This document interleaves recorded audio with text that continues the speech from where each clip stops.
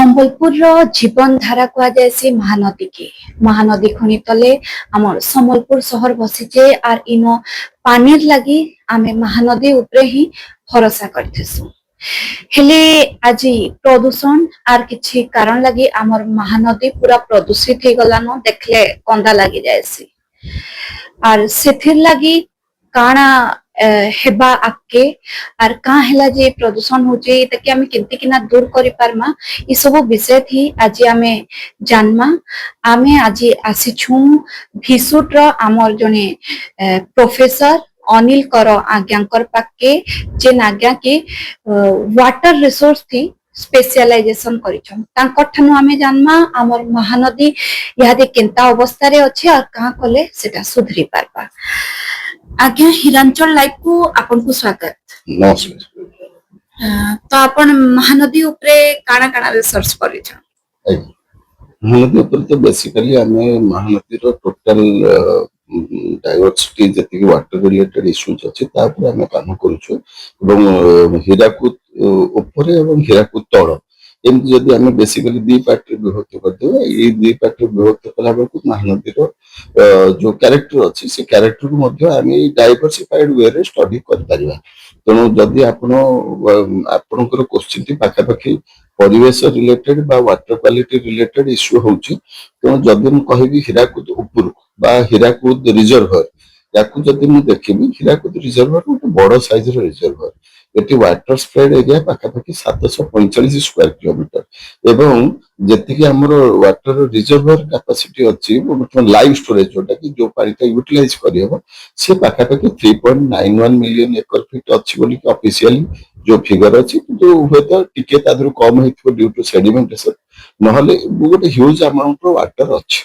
अच्छा जदि हमें पुराना रिपोर्ट गुड देखिबा हमर जो जो बेसिक हमर वाटर क्वालिटी रिलेटेड पैरामीटर अछि डिजॉल्व ऑक्सीजन कोंतु पीएच वैल्यू कोंतु हमर अदर केमिकल कंपोनेंट जेमति कैल्शियम मैग्नीशियम कोंतु नाइट्रस ऑक्साइड कोंतु एवं फास्फोरस कथा कोंतु फास्फेट कथा कोंतु तेणु ए सब जिंस कैरेक्टर गुडी को जनरली हमर ड्रिंकिंग वाटर संगरे एवं माछ aquatic life as well as हमर एग्रीकल्चर संगरे जेतु हमर एठिकार मेन एग्रीकल्चर टी हला हमर धान एवं वेजिटेबल ए दुटा जति देखिबी ए कैरेक्टर यारी ऊपर हमें वर्तमान देखिबा जे हीराकुद पानी एवं सब्सिक्वेंटली तळ पानी ऊपर कोन डिफरेंस होउछ। अच्छा जदि मु कहिबी 92 मसिया गोटे रिपोर्ट अछि हमर गवर्नमेंट ऑफ इंडिया रे गोटे रिपोर्ट अछि एवं सब्सिक्वेंटली 2025 मसिया किछि स्टडी अछि से स्टडी की जदि हमें देखुचे सेमिति गोटे बड़ धरन चेंज हीराकुद रिजर्वर लागि कारण ये जो एरिया हमर पानी का आसुची एवं जदि मु ताकू दे तीन प्रकार डिवाइड करबी ता माने प्री मानसून ड्यूरिंग मानसून एवं पोस्ट मानसून ताले ड्यूरिंग मानसून बेले टर्बिडिटी होता अफेक्ट करूची नले अदर पैरामीटर जेमति पीएच वैल्यू कथा कहली डिजॉल्व ऑक्सीजन कथा कहली मेजर चेंजेस हुए नाही हला किंतु जत्ते बेले मु एई पानी टिकी आमे केनाल सिस्टम द्वारा तळ को छाडुछु एवं ए जो जगह रे सब हमर जेत पाड़ी मु कहली हमर धान हला मेन क्रॉप आमे बहुत सारे फर्टिलाइजर यूज करूछु एवं पेस्टिसाइड यूज करूछु जो पेस्टिसाइड और फर्टिलाइजर जो रिटर्न वाटर ता जाउछि रिटर्न वाटर ता कोठी मिसुछि ना गां गंडरे थिबा कुओ को जाउछि एवं तापरे स्ट्रीम को जाउछि पॉन्ड को जाउछि एठी माने अलगा प्रकार रोल करछ शिल्प क्षेत्र रे भी महानदी हां डेफिनेटली मेजर हला रिटर्न वाटर शिल्पर जो पानी वर्ज्य पानीटा जदि क्वालिटी मेंटेन न होबो तारो आउटफॉल पाखरे ताहले निश्चित भाबरे सिया ऐड हिजबो तपरे मुख्यतः केउ अंचल रो महानदीटा बेसी प्रदूषित करि अछि सुनतु केउ अंचल कथा जदि कहिबे हमर गोटे वार्ड अछि जे कोटे ये हमर कोन हमर जो एडेक्वेट अमाउंट ऑफ वाटर रहिया कथा जदि पोल्यूशन भी अछि पोल्यूशन को नॉलिफाई करिया पई आमे गोटे एतिकी अमाउंट रो वाटर से स्ट्रीम रहिया कथा जत्ते बेले ये फ्लो टी कमुची सेही जगहटी निश्चित भाबरे पोल्यूटेड हो एवं मु कहली एठी इंडस्ट्री रो किछि इन्फ्लुएंस होउची as well as agriculture return water माने बिलो को आपण जदि 100 यूनिट रो पानी देले ତାର 70 ବା 80 ପାଣି ପୁଣି ଷ୍ଟ୍ରିମ୍ କୁ ଫେରି ଆସିବ।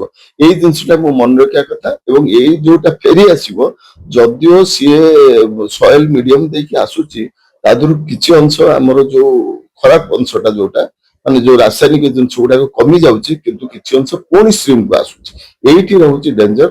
ତେଣୁ ଆମେ ଯୋଉ ଏଗ୍ରିକଲଚର ସିଷ୍ଟମ ଟାକୁ ଆମେ ଚେଞ୍ଜ କରିବାକୁ ପଡିବ, ଆଜ ୱେଲ୍ ଆଜ ଇଣ୍ଡଷ୍ଟ୍ରି ଗୁଡିକ ଚେକ୍ କରିବାକୁ ପଡିବ। ତେଣୁ ମହାନଦୀ ତଳକୁ ତଳକୁ ମୁଁ ଯେତିକି ଯିବି, ହୁଏତ ମୁଁ ଦେଖିବି ଯଦି କଟକ ଆଡକୁ ରାତିରେ ବେଶୀ ୟାର ପଲ୍ୟୁସନ ଟି ବଢିବ, କିନ୍ତୁ ଆମର ଯୋଉ ବରଗଡ ଅଞ୍ଚଳ ହଉ ବା ଆହୁରି ତଳକୁ ହଉ, ବୌଦ୍ଧ ଯାଏ ହଉ, ପାଣିର ସଂଖ୍ୟା ଟିକେ ଆମାଉଣ୍ଟ କ୍ୱାଣ୍ଟିଟି ଅଧିକା ଅଛି, କିନ୍ତୁ ଏଇପଟରେ ଯୋଉ ଇରିଗେସନ ଟା ହଉଛି, ସେ ଯୋଉ କଲ୍ଟିଭେସନ ଟା ହଉଛି, ସେ କଲ୍ଟିଭେସନ ରେ ବେଶୀ ପ୍ରଦୂଷଣ ହଉଛି। କିଛି ଦିନ ଆଗରୁ ମଧ୍ୟ ମୁଁ ପିଲାମାନଙ୍କୁ ନେଇ ଗୋଟେ ଷ୍ଟଡି କରିଥିଲୁ। ଆମେ ମଧ୍ୟ କିଛି କମ୍ପୋନେଣ୍ଟ ଏମିତି ପାଇଥିଲୁ ଯେ ଯୋଉଗୁଡାକର ମେନ୍ ସୋର୍ସ ହେଲା କେମିକାଲ ଆଉ ପେଷ୍ଟିସାଇଡ୍ସ। ଆମ ପିଲାମାନେ ଯାଇକି, କିନ୍ତୁ ସେତେବେଳେ କରୋନା ପଡିଗଲା, ତେଣୁ ଆମେ ଆଉ ବେଶୀ ଆଗକୁ ଯାଇପାରିଲୁନି।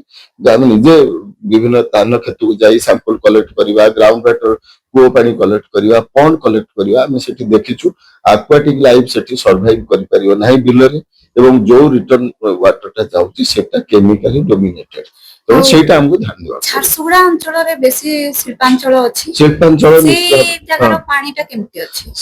ଶିଳ୍ପାଞ୍ଚଳ ପାଣି ଯଦି କହିବେ, ଝାରସୁଗୁଡା ଆମର ଯୋଉ ରିଜର୍ଭର କଥା କହିବେ, ରିଜର୍ଭରରେ ସେମିତି ବଡ ଧରଣର ଚେଞ୍ଜେସ ଆମେ ପୁରୁଣା ରିପୋର୍ଟ ଯୋଉ ଅଛି 2025 ଯାଏ ମୁଁ ଯେତିକି ଦେଖିଛି, ତା ଦେହରେ ସେମିତି କୌଣସି ବଡ ଧରଣର ଚେଞ୍ଜେସ ଯଦିଓ ଫିଲ୍ ହେଇନାହିଁ। କିନ୍ତୁ ଆମର ଯୋଉ ଅନ୍ୟ ରିଭର ଗୁଡିକ ରହିଲା, ଯୋଉମାନେ ଇ ଭେଡେଲ ଯୋଉମାନେ ପ୍ରଦୂଷଣ କ୍ୟାରି କରି, ଦେଖନ୍ତୁ ଇଣ୍ଡଷ୍ଟ୍ରି, ମାଇନିଂ, ଏଇ ଦୁଇଟି ଜିନିଷ ମଧ୍ୟ ଇମ୍ପୋର୍ଟାଣ୍ଟ। ମାଇନିଂ ସେପଟରେ ହଉଛି, ମାଇନିଂ ର ପାଣି ନିଶ୍ଚିତ ଭାବରେ ମିଶିବ, ଆଡ ହବ। ଆପଣ ଯେତେ ରେଷ୍ଟ୍ରିକ୍ଟ କରନ୍ତୁ, ଯାହା କରନ୍ତୁ, ତେଣୁ ଇଏ ପାଣି ହୀରାକୁଦରେ ପଶିଲେ ନିଶ୍ଚିତ ଭାବରେ କିଛି ନା କିଛି କ୍ଷତି କରିବାଟା ତ କରିବ। ଇଏ ତ କେବେ ମାନେ ଯେତେ ଯାହା କଲେ ବି ଜିନିଷଟି ହବ। ତେଣୁକରି ଆମକୁ ବିଭିନ୍ନ ଜାଗାରେ ଆକୁ ମାପ କରିକି ୟାକୁ ଗୋଟେ କ୍ୱାଣ୍ଟିଫାଏ କରିବାକୁ ପଡିବ, ଏବଂ ପରମିସିବଲ ଲିମିଟ ଯଦିଓ ଧୀରେ ଧୀରେ ଆମେ ଆପ୍ରୋଚ କରି ଯାଉଛୁ। ଦେଖନ୍ତୁ ପିଏଚ୍ ଗୋଟେ ଏମିତିଆ ଜିନିଷ, ପିଏଚ୍ ବଢିଲେ କଣ ହବ, ପିଏଚ୍ କମିଲେ କଣ ହବ। ଏବଂ ଏଇଟା ଗୋଟେ ଆମେ ଯୋଉ ସେଫ୍ ଡ୍ରିଙ୍କିଂ ୱାଟର କଥା କୁହେ, ସେଟା 6.5 ରୁ 8.5 ବୋଲି ଧରାଯାଏ। କିଛି କ୍ରପ୍ ଅଛି ସେ ଲୋ ପିଏଚ୍ ରେ କାମ କରିବେ, ତାମାନେ ପାଣିଟା ଯଦି ଏସିଡିକ ହେଲା ସେ ଭଲ ବଢିବେ। ଆମର ଯୋଉ ଭେଜିଟେବଲ ଜାତୀୟ ଇଏ ଅଛି, ସେମାନେ କଣ ମାନେ ନ୍ୟୁଟ୍ରାଲ ପାଣିକି ୟୁଟିଲାଇଜ କରିବେ। ତେଣୁ ଯଦି କଲ୍ଟିଭେସନ କଥା କହିବେ, ଏ ଦି ପ୍ରକାର ଭାରିଏସନ ହେଇପାରିବ। ଆଉ ଯୋଉ ଆମର ଜଳଚର ପ୍ରାଣୀ କଥା ଆପଣ କହିଲେ, ଜଳଚର ପ୍ରାଣୀ ମାନଙ୍କୁ କ୍ଷତି ହଉଛି? ଜଳଚର ନିଶ୍ଚିତ ଭାବରେ, ଆପଣ ପିଏଚ୍ ଭ୍ୟାଲ୍ୟୁ ଯଦି 4 ତଳକୁ ଚାଲିଗଲା, ଜଳଚର ପ୍ରାଣୀ ନିଶ୍ଚିତ ଭାବରେ ମରିବେ, ଯାହା ଲୋକାଲ ଇଏ ହଉ। ତେଣୁ ପିଏଚ୍ ଭ୍ୟାଲ୍ୟୁ ଗୋଟେ ମେଣ୍ଟେନ ହବା ନିହାତି ଜରୁରୀ। ପିଏଚ୍ ଭ୍ୟାଲ୍ୟୁ ଟି କାହିଁକି ମେଣ୍ଟେନ ହେଇପାରୁନି ତାହା ମଧ୍ୟ ଦେଖିବା, କାରଣ ଏଠି ହୁଏତ ପଲ୍ୟୁସନ କଣ୍ଟ୍ରୋଲ ବୋର୍ଡର ନିଶ୍ଚିତ ଭାବରେ ଷ୍ଟେସନ ରହିଛି, ଏବଂ ପିଏଚ୍ ଭ୍ୟାଲ୍ୟୁକୁ ସେମାନେ ମନିଟର କରୁଥିବେ ଅନ୍ ରେଗୁଲାର ବେସିସ୍। ତେଣୁ ରେଗୁଲାର ବେସିସରେ ମନିଟର ହେଲା ବେଳେ ନିଶ୍ଚିତ ଭାବରେ ଏ ପଏଣ୍ଟକୁ ଦେଖିବା କଥା। ପିଏଚ୍ ଭ୍ୟାଲ୍ୟୁ ରିଡ୍ୟୁସ ହେଇଗଲେ ନିଶ୍ଚିତ ଭାବରେ ଜଳଚର ପାଣି ମଣିଷ ସମାଜକୁ ବି କ୍ଷତି କରିପାରେ କି? ନିଶ୍ଚିତ ଭାବରେ ପିଏଚ୍ ଭ୍ୟାଲ୍ୟୁ କମ ହେଲେ ଆପଣ ପାଣିଟା ଏସିଡିକ ହେଇଗଲା। ଏସିଡିଟି ହେଇଗଲା ମାନେ ସେ କଣ ଜିନିଷଟାକୁ କରଜନ କରିବ। ତେଣୁ ମେଟାଲର କରଜନ ହବ, ଆପଣ ପାଇପରେ କରଜନ ହବ। ତେଣୁ ଏ କରଜନକୁ ପ୍ରମୋଟ କରିବେ, ତେଣୁ ହେବା କଥା ନୁହେଁ। ୟାର ନିରାକରଣ କଣ? ୟାର ନିରାକରଣକୁ ଆମର ବାଲାନ୍ସ କରିବାକୁ ପଡିବ। ଆମର ସବୁ ଜିନିଷକୁ ବାଲାନ୍ସ କରିବାକୁ ପଡିବ। ତେଣୁ ବାଲାନ୍ସ କରିବାକୁ ହେଲେ ପ୍ରଥମେ ଯେମିତି ଟିଡିଏସ୍ କରାଯାଏ, ମାନେ ଡିଡକ୍ସନ ଆଟ୍ ସୋର୍ସ। ତେଣୁ ଆପଣ ସୋର୍ସକୁ କାଟିବାକୁ ଏଇ ଜିନିଷକୁ ବନ୍ଦ କରିବାକୁ ଚେଷ୍ଟା କରିବ। କୋଉ ଜିନିଷ ଗୁଡିକ ବଢଉଛି ତାକୁ ଆମକୁ ଧରିବାକୁ ପଡିବ, ଏବଂ ଧରିକିରି ଆମକୁ ତାକୁ ତାର ଯୋଉ ଇଏ ଅଛି, ଆମକୁ ତାକୁ କନଭର୍ସନ କରିବା ପାଇଁ ଆମକୁ ସେଇ ପଏଣ୍ଟ ଗୁଡିକ ଦେଖିବାକୁ ପଡିବ। ଯେମିତି ମୁଁ କହିଲି, ଯେହେତୁ ବଡ ୱାଟର ବଡି ଅଛି, ଏଠି ଡିଜେଲ ଅକ୍ସିଜେନ ସଂଖ୍ୟା ବହୁତ ଅଧିକା। ସେଥିଲାଗି କିଛି ମାଛ ଅଛନ୍ତି ଯୋଉମାନେ ବର୍ତ୍ତମାନ ସବୁ ଯାକ ଏ ଯୋଉ କେଜ୍ ସିଷ୍ଟମ ମାଛ ହେଇଛି, ତାର ଗୋଟେ ଭଲ ପଏଣ୍ଟ କଣ ନା, ଏଠି ଡିଓ ଭ୍ୟାଲ୍ୟୁ ବହୁତ ଅଧିକା। ତେଣୁ ଡିଓ ଭ୍ୟାଲ୍ୟୁ ଅଧିକା ରହିଲେ ଅକ୍ସିଜେନ ପାଣିର ଅଧିକା ହବ। ତେଣୁ ଇଏ ଗୋଟେ ଆଡଭାଣ୍ଟେଜ। କିନ୍ତୁ ଯେହେତୁ ପାଣି କମୁଛି ବି, କମିଲେ କମ, ଏଠି ଗୋଟେ ଡେପ୍ଥ ଯୋଉ ହୀରାକୁଦର ରହିଛି, ସେଇଟା ହଉଛି ଗୋଟେ ମେଜର ଭ୍ୟାରିଂ ପାରାମିଟର ହେଲା ହୀରାକୁଦର ଡେପ୍ଥଟା। ସରକାରୀ ସ୍ତରରେ ୟାର ନିରାକରଣ ପ୍ରତିକୁ କିଛି ଦୃଷ୍ଟି ଦିଆଯାଉଛି କି? ସରକାରୀ ସ୍ତରରେ ଆଜ୍ଞା ମୁଁ ତ ରାଇଟ୍ ପର୍ସନ ହେବିନି କହିବା ପାଇଁ ଏ ବାବଦରେ।